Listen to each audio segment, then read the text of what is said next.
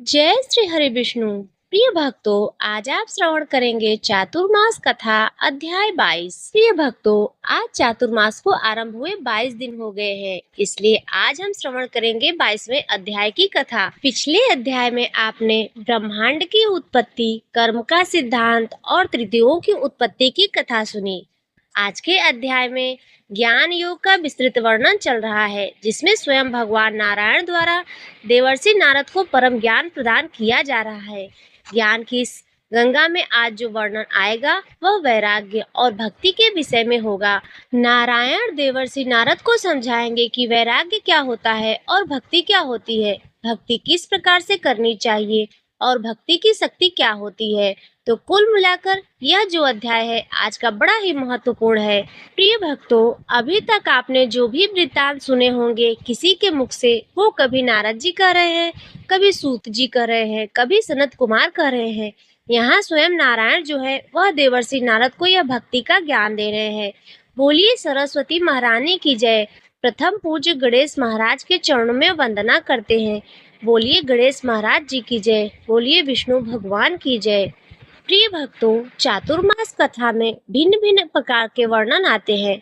यह अभी जो आप सुन रहे हैं यह वासुदेव महात्मा का अंश है, जिसे सुनने से मनुष्य का कल्याण होता है। नारायण कहते हैं कि हे श्रेष्ठ ऋषिवर नारद, अब मैं आपको वैराग्य के लक्षण कहूंगा कि वैराग्य क्या होता है। यह समस्त नाशवान वस्तुओं से पूर्ण वैराग्य है। माया पुरुष से लेकर जितने भी रूप हैं वे सभी भगवान की विनाशकारी शक्ति अर्थात काल शक्ति द्वारा नष्ट हो जाते हैं, क्योंकि वे उनके नियंत्रण के अधीन है। सृजित वस्तुओं की सत्यता और आत्मा की वास्तविकता का निर्धारण ज्ञानी व्यक्तियों द्वारा प्रत्यक्ष अनुभूति, अनुमान और शास्त्रीय प्रमाण के माध्यम से किया जाता है। काल मृत्यु का देवता, नित्य, दैनिक, नैमित्तिक, आवधिक, प्राकृतिक, आदिम प्रकृतिक और आत्यांतिक, अंतिम या पूर्ण प्रलय, विनाश के रूप में विचरण करता है। यह आत्मा के शरीर जो परिवर्तनशील है और जिसमें बचपन, जवानी और बुढ़ापे की अवस्थाएं इसी क्रम में देखी जाती हैं, सदैव क्षय होते रहते हैं अर्थात नाश प्राप्त होते रहते हैं, घटते रहते हैं।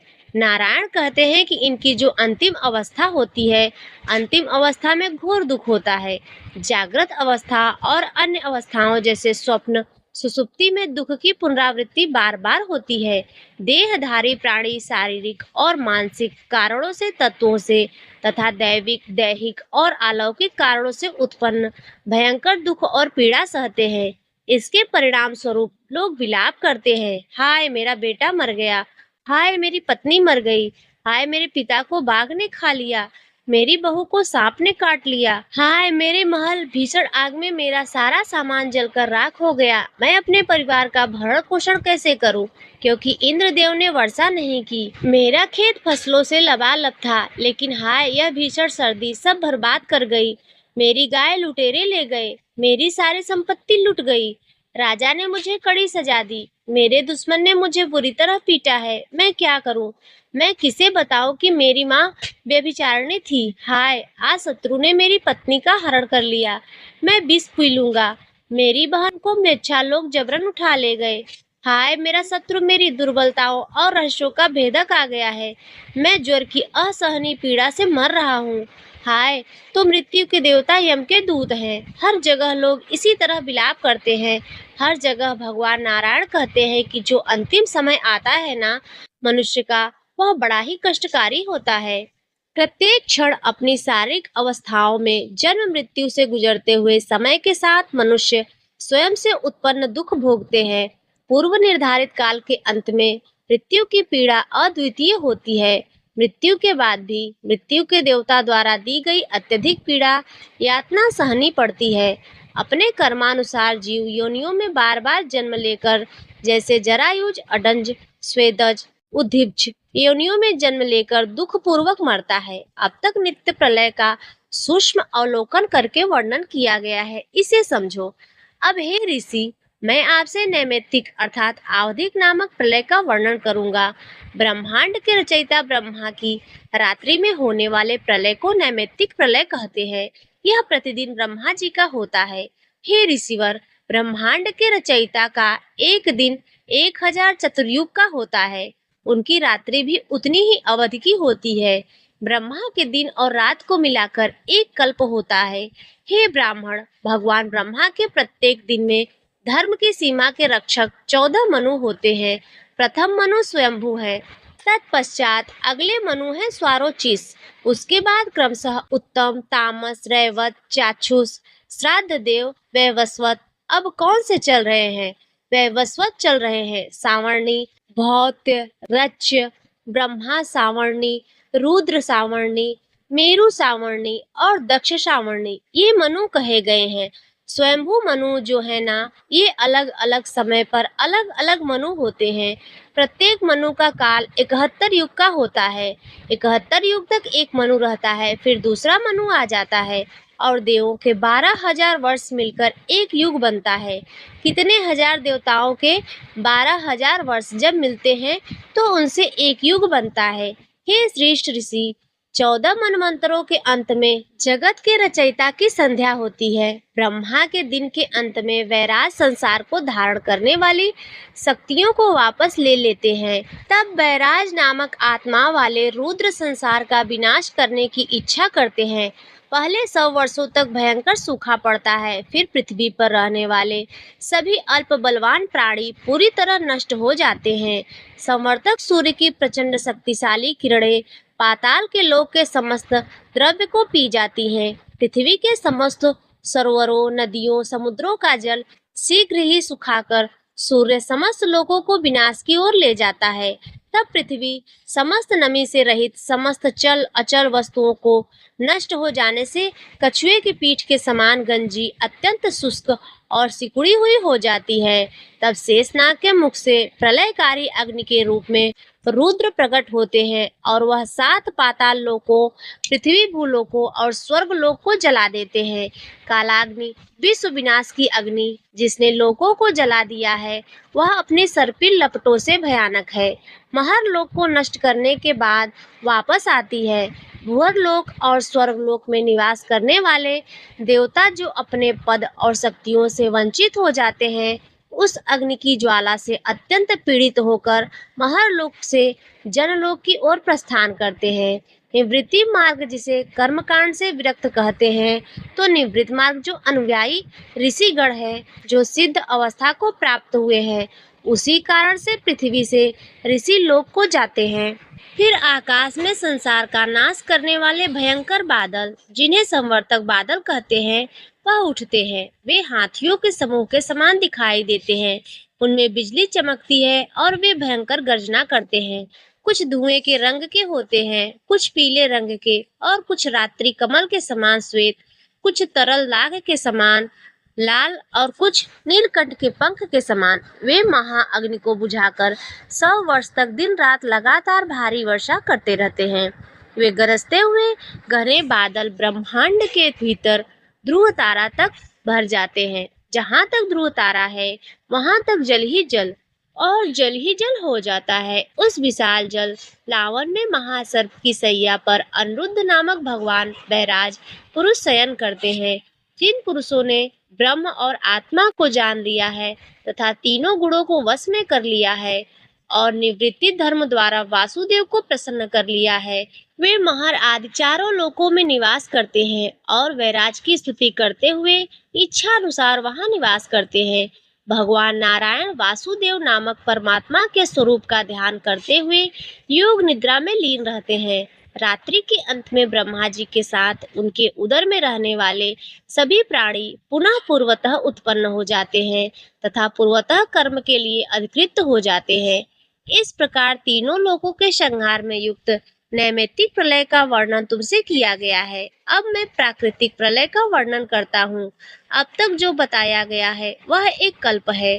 उस अवधि के 360 भाग मिलाकर ब्रह्मा जी का एक वर्ष होता है। इनमें से 50 ब्रह्मा का एक वर्ष मिलाकर एक परार्ध होता है। ऐसे जो 2 परार्ध ब्रह्मा की आयु के बराबर होते हैं। जब परार्ध नामक काल ब्रह्मा का संपूर्ण जीवन काल पूरा हो जाता है, तब महाप्रलय होता है। संहार के रुद्र रूप द्वारा बैराज नामक अपने रूप को वापस लेने के बाद बैराज अपने परम निर्गुण रूप में जाने अर्थात वापस लौटने की इच्छा रखते हैं। उस समय पूर्व की भांति नित्य प्रलय के समय सब वर्षों का अनावृष्ट होता है और शेषनाग से उत्पन्न प्रलय की अग्नि ब्रह्मांड को पूर्णतया जला देती है। हे ऋषि, तब संवर्तक नामक अत्यंत भयंकर बादल सौ वर्षों तक मूसल के समान जल की धाराएं बरसाते हैं। तब वासुदेव की इच्छा से महत्तम से लेकर विशेष द्रव्यों को अलग करने वाले विशिष्ट गुण तक प्रकृति के सभी विकासों का पूर्ण विनाश हो जाता है। जल सबसे पहले पृथ्वी के विशेष गुण गंध को निगलता है। गंध से रहित पृथ्वी विलीन हो जाती है। तत्पश्चात अग्नि जल के विशेष गुण रस को निगल जाती है और जल उसमें विलीन हो जाता है। वायु अग्नि के विशेष गुण रूप रंग को निगल जाती है और वह तत्व अग्नि में विलीन हो जाता है। तब आकाश स्पर्श को, जो वायु का एक विशेष गुण है, निगल जाता है। तब वायु शांत हो जाती है और उसका अस्तित्व समाप्त हो जाता है। आकाश अनावृत हो जाता है। भूतादि अहंकार, भूतों का मूल ध्वनि को निगल जाता है। आकाश और आकाश का विशिष्ट गुण उसमें विलीन हो जाता है। इंद्रिया तेजस अहंकार में विलीन हो जाती है। सात्विक अहंकार में देवता और मन एक हो जाते हैं। जो किसी वस्तु से उत्पन्न या विकसित होता है वह उसमें अर्थात अपने उद्गम स्रोत में लीन हो जाता है। तीन प्रकार के अहंकार कहे गए हैं। तीन गुणों से उत्पन्न कौन कौन से हैं? सत्व, रज और तम। महत्तत्व नामक तत्वों में विलीन हो जाता है। यह प्रधान में विलीन हो जाता है और फिर पुरुष में विलीन हो जाता है।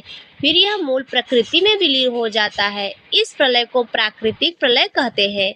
इसमें हरि की इच्छा से जीवों के स्वामी अव्यक्त में छिप जाते हैं। जब भगवान की इच्छा से माया, पुरुष और काल अविनाशी तेज में लीन हो जाते हैं, तब भगवान ही विद्यमान रहते हैं, बिना किसी दूसरे के। हे नारद, उस प्रलय को आत्यांतिक प्रलय, परम या पूर्ण प्रलय कहा जाता है। भगवान की काल नामक शक्ति द्वारा चार प्रकार के प्रलय से यह सब अस्तित्वहीन हो जाता है। इससे अनासक्ति या अरुचि को वैराग्य कहते हैं। वासुदेव के अतिरिक्त अन्य सभी देवताओं को काल और माया के अधीन जानकर उनमें प्रेम त्याग कर अनन्य भाव से उसकी निरंतर सेवा करना भक्ति कहलाती है। जो मनुष्य भगवान में अनन्य भाव से मन लगाकर भगवान की कथा आदि सुनकर, उनकी स्तुति करके, उनका स्मरण करके, भगवान के चरणों में प्रणाम करके, उनकी पूजा करके, उन्हें नमस्कार करके, उनकी दासता करके, उनसे मित्रता करके तथा पूर्ण समर्पण करके आदर पूर्वक उनकी सेवा करता है, उसे भक्त कहते हैं। वह भक्ति जो स्वयं के तीन प्रमुख कर्तव्यों धर्म के साथ होती है, एकांतिक धर्म कहलाती है। यह भागवत धर्म है। यह एकांतिक धर्म मनुष्यों को भगवान के प्रत्यक्ष संपर्क से अथवा उनके ऊपर वर्णित स्वभाव वाले भक्तों के संपर्क से ही ज्ञात होता है, अन्यथा नहीं।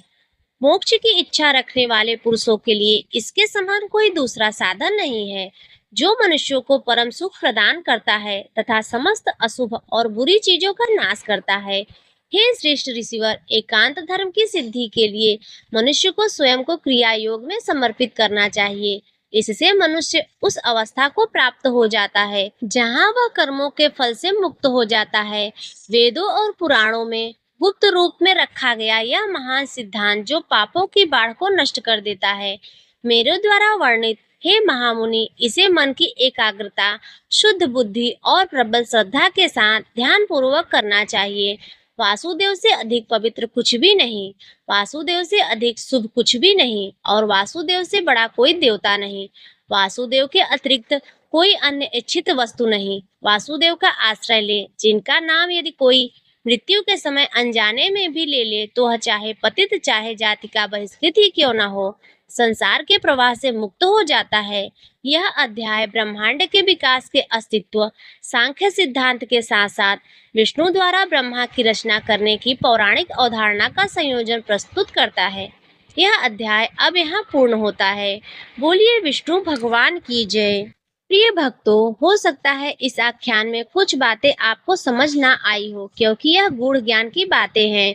इसमें कुछ बीच बीच में आई हैं। आगे अब कथा वृत्तांत जो कल के अध्याय में आएगा, उसमें आपको अति आनंद की प्राप्ति होगी। परंतु ज्ञान भी हमारे महात्म्य का प्रमुख हिस्सा होता है, इसलिए ज्ञान भी आना आवश्यक है। तो प्रिय भक्तों, आज के इस अध्याय में बस इतना ही। मिलेंगे कल चातुर्मास कथा के 23वें अध्याय में। बोलिए लक्ष्मी नारायण भगवान की जय, बोलिए चातुर्मास कथा की जय, बोलिए धर्म की जय, अधर्म का नाश हो, प्राणियों में सद्भावना हो और विश्व का कल्याण हो। प्रिय भक्तों, आज की कथा यदि आपको अच्छी लगी हो तो वीडियो को लाइक कर दीजिए, चैनल पर पहली बार आए हो तो सब्सक्राइब कर दीजिए और कमेंट में जय श्री हरि विष्णु अवश्य लिखिए।